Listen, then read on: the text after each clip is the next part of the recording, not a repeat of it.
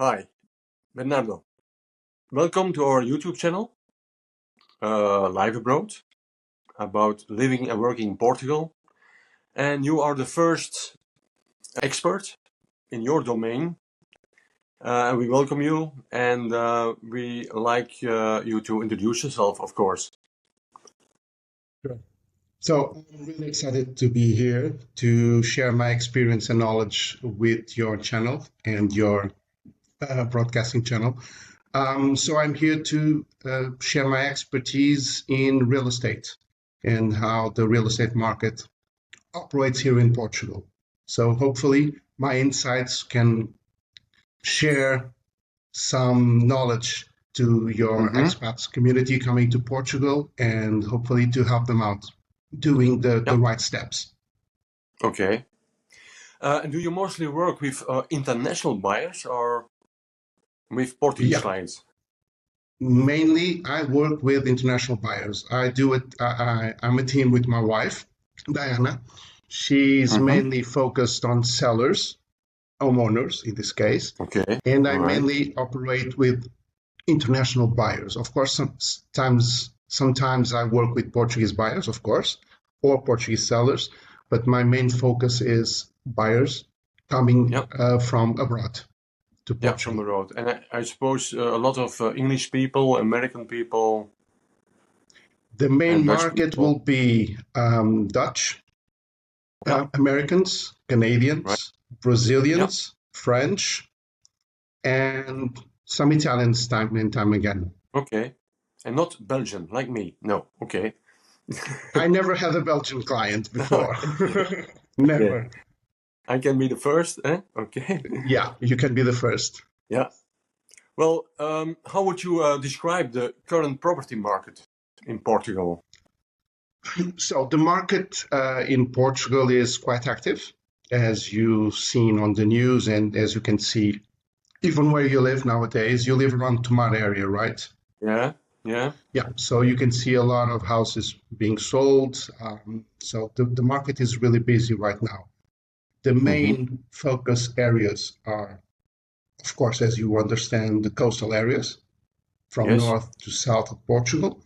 But we've been also looking at inland properties as an investment or as a retreat for certain types of clients that want to buy in more rural areas.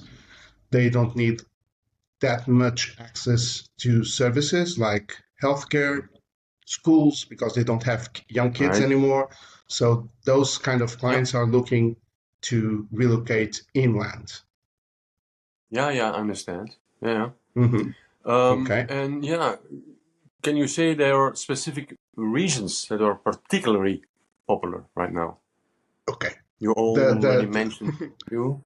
Yeah, so the main regions where clients focus the most are Lisbon, the capital, of course, Cascais, being so close to Lisbon, and being a seafront villa. It's also very interesting for a lot of the expats community. All of the small towns in between Lisbon and Cascais are also on the focus. Of course, the Algarve. It's always been a point of interest to a lot of, especially English clients, Brits. And Porto is now coming up more as an investment opportunity.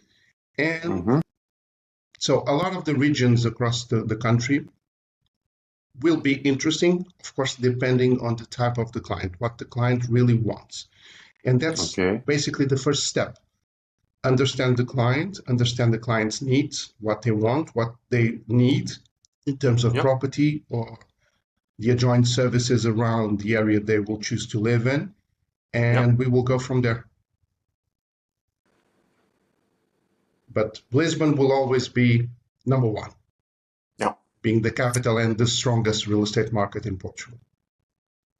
And what do you consider as the buying process in Portugal? What does the buying process in Portugal look like?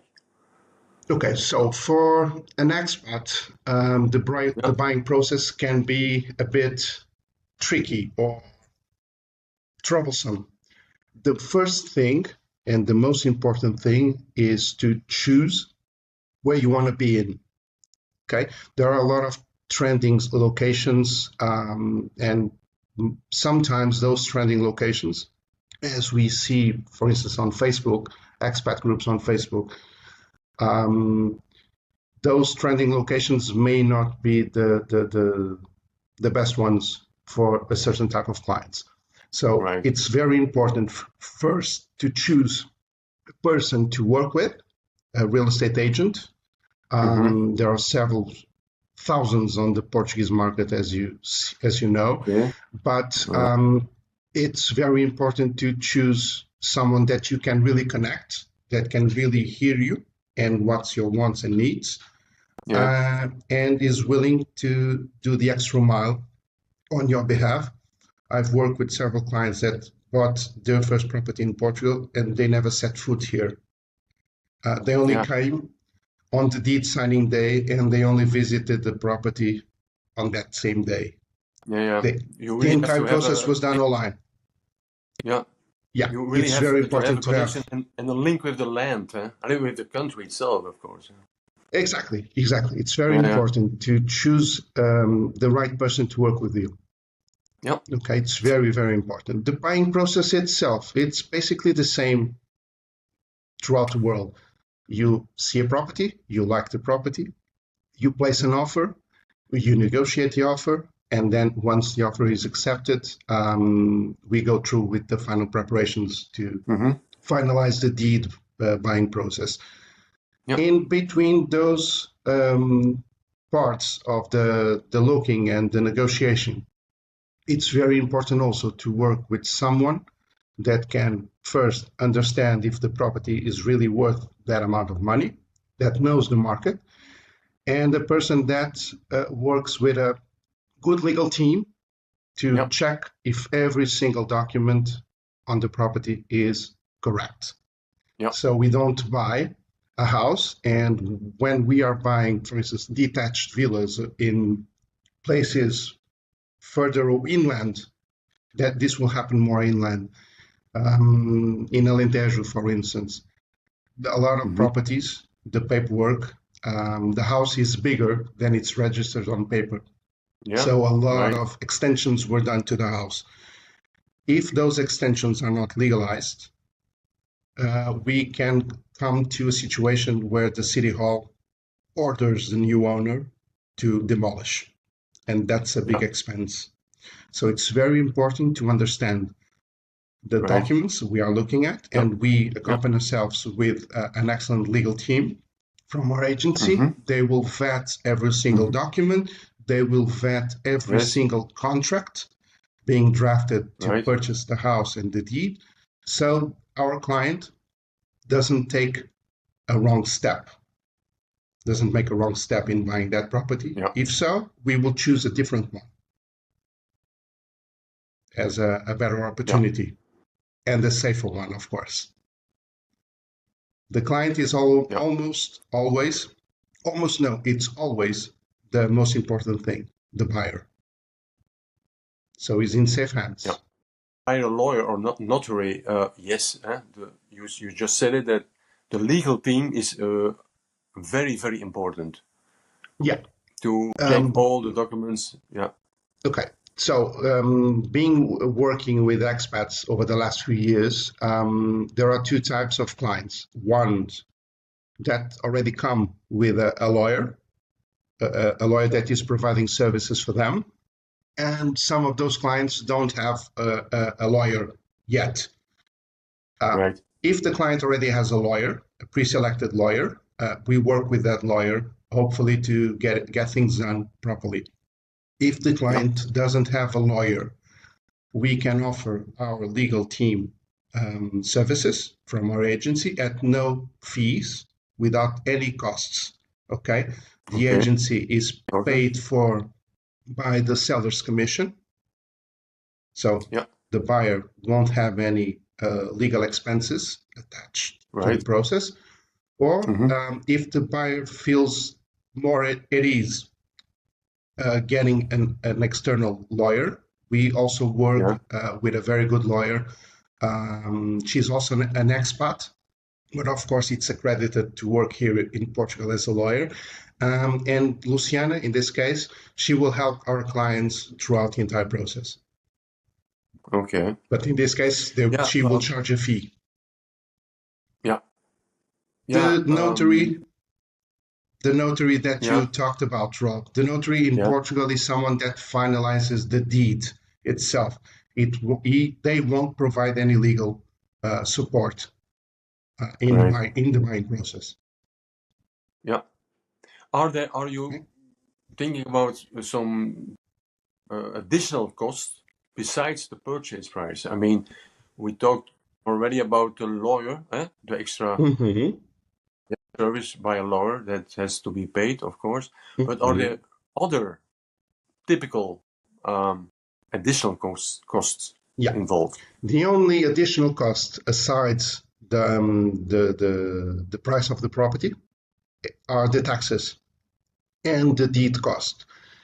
The amounts will be around 7 to 8% of the total purchase price. There are no more hidden costs.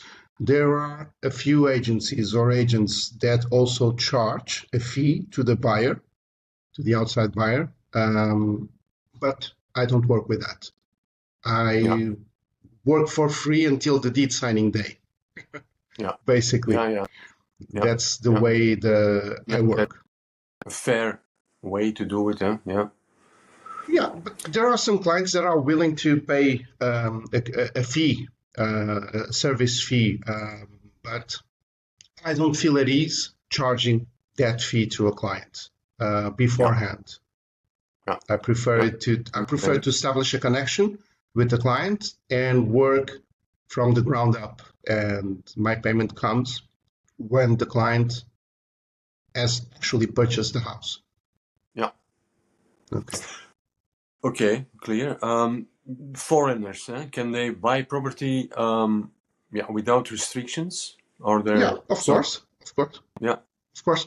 So that's one of the biggest questions that we almost always get from an expat is, can we buy a property here in Portugal, or can we get a mortgage in Portugal? And the answer is yes, you can. Okay. Buying the property will only require two things. First, having the money, and the money can come from your own capitals or a mortgage. If you are an expat, typically mortgages are up to 70% of the purchase value. But if you have your own capitals, the only thing that will be required is first to get your fiscal number here in Portugal. And the second thing, very important, of course, is a bank account opened here in Portugal. And we also can provide that service. Yeah, a Portuguese bank account. It's very important because it's from there that the payment to the seller must be done, and the taxes. Okay, those are two requirements. Yeah. Okay. And sorry, Rob, I forgot to mention something. It's very important also. We also provide in our agency an accredited support to get a mortgage. They are Sophia, in this case, is our mortgage broker. She's accredited by the Bank of Portugal. And she, when the client needs, we will set them in touch. We will put them in touch together.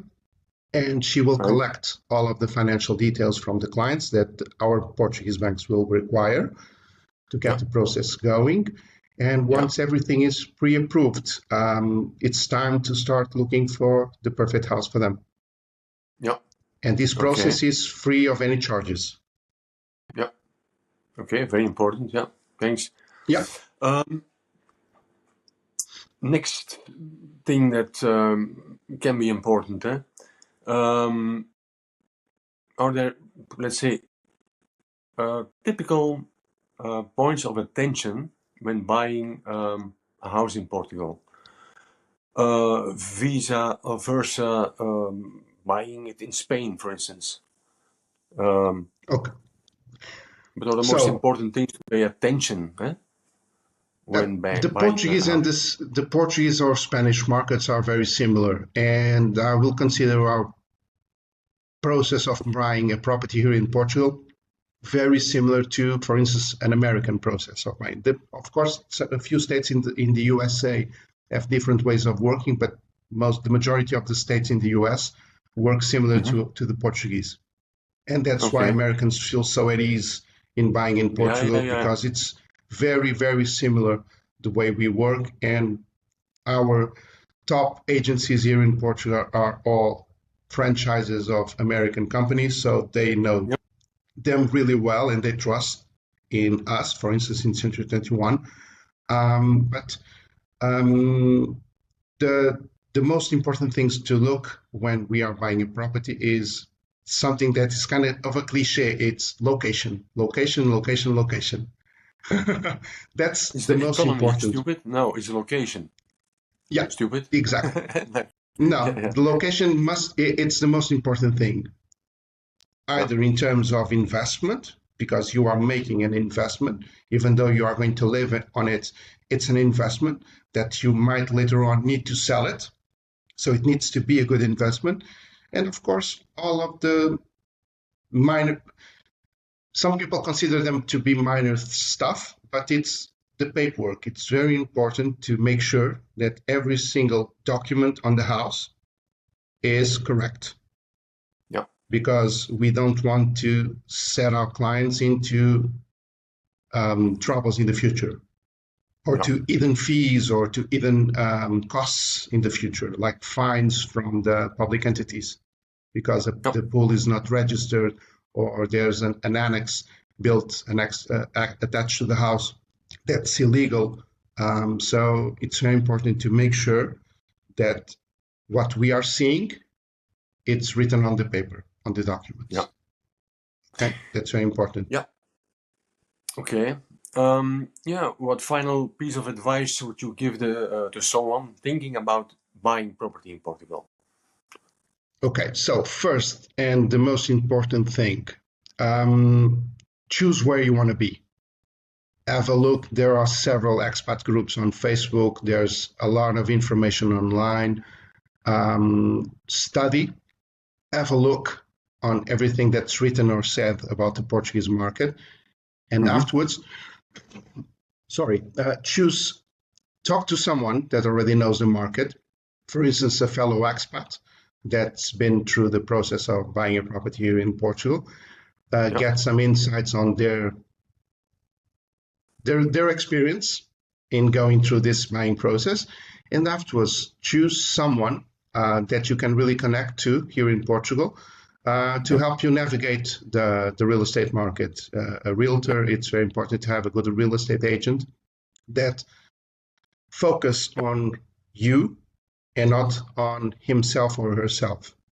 Yeah. That because you are the most important thing, Yeah. and your safety. Okay, so Okay. that's basically the most important advice. Study, Yeah. learn as much as you can. Choose someone trustworthy of working with you, Hmm. and listen to their advice. Yeah. For instance, I visited some properties with an American couple between the area of Torres Vedras and Marinha Grande. So a long stretch of land. So we visited on one day 8 properties. I drove Okay. a lot of miles, a lot of Great. kilometers that day with them. And in the end of the day, they were divided into 2 or 3 properties, and being one of them, one property that they chose online. And when we went through that property, my only advice to them was, we are looking at the property, although it's very well priced. It's in a Hmm. very, very small little village Hmm. in the middle of nowhere. Yeah. So it will become a niche product. So meaning, to find in the future, if you want to sell the house, it will Yeah. be very hard to sell Yeah. because it's a Location, very location, niche. location. Huh? Exactly. Yeah. And then they chose a different property very close, 10 minutes drive to the beach, 10 minutes drive to a big city. in a bigger village Right. close to Torres, and they've been living there for almost a year now, Yeah. and they love it. Yeah. They love it. Yeah. You know, And I can, we, Natalie and myself, we live in near Tomar, Chaneka do Maciel, very mhm. small village, 5-6 kilometers from Tomar. But yeah, here are a few cafes, restaurants, but not much. So we also feel that in a very, very small village, without an ATM in the neighborhood, There's no well, it's ATM, not there's no so banks, nothing. agréable. Sorry? There are no ATMs, no services, no supermarkets. Right. It's very hard to navigate, It's very and no hard, public yeah. transport probably. Yeah. Yeah. Bernardo, I have a very last question, and it's important for our audience. Where can people find you, or reach out if they have more questions? Okay, so you can find me just Googling my name. My name is Bernardo Black, with an E in between the L and the C, and you will find my personal contacts. Or you can find me on social media. My name on Instagram is Bernardo Black _ C21 _ real estate. So, and you can find us online, myself and my wife. If you want to sell some property, you can talk with Diana, my wife. She will help you out. Okay.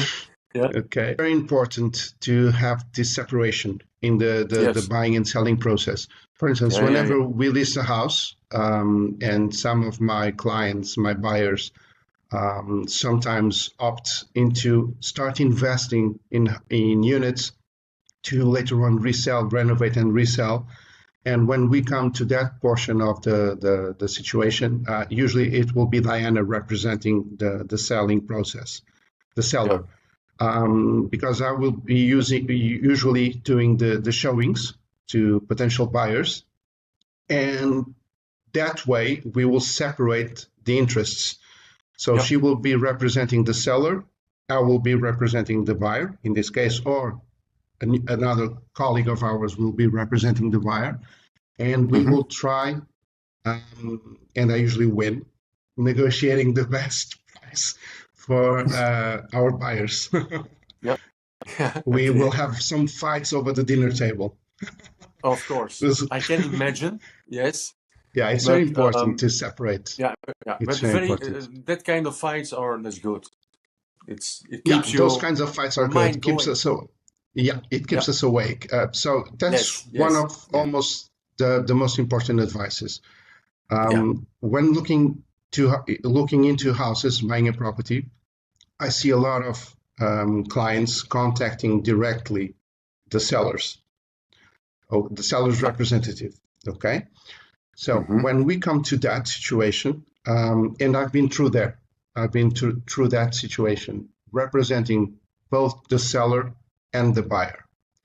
We won't do a good job for either one of them, because as you know, the buyer wants to pay the least amount of money possible, and the seller wants to get the most amount of money possible. So if we are representing both of them, we will need to make a choice. So it's very important, and Americans really comprehend this, and it's a mature market, for instance, and they usually work with a buyer's agent directly, not the seller's agent. They will have their own real estate agent working with them to negotiate the best property and the best price possible. So that's a big advice to any potential buyer. Okay. To have someone representing you and not the seller. Yeah. Okay, that is all clear. Bernardo, this is the end of our interview. Okay. Thank you so much. Okay, thank you very much. And you're welcome, Rob. Okay, and we see each other certainly somewhere else in the Portuguese sun. Yes. Yes, we will. A Okay. good day. All the best. All the best. Bye-bye.